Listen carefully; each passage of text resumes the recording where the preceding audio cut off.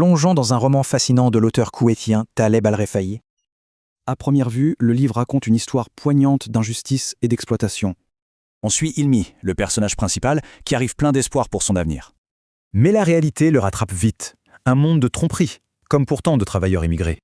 Et c'est là que tout bascule. Le roman devient beaucoup plus complexe.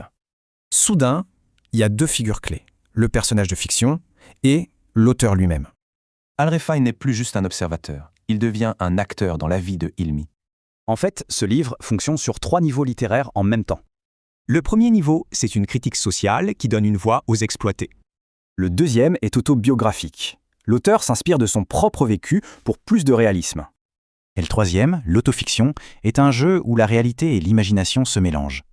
L'autofiction, c'est donc un mélange de faits réels et d'éléments purement fictifs. Il utilise aussi la mise en abîme, c'est-à-dire une histoire dans l'histoire. Au début, le personnage de Taleb se présente comme un allié pour Hilmi. Mais cette relation devient malsaine. Le créateur se met à manipuler sa propre création. Et ça culmine en une trahison. L'auteur se retourne contre son propre protagoniste. Alors, pourquoi toute cette complexité pour questionner la nature du récit et le rôle de l'écrivain? Le livre devient alors une réflexion sur le pouvoir et la responsabilité de celui qui raconte. Ce n'est plus une simple histoire, mais une exploration de la fabrication même des récits.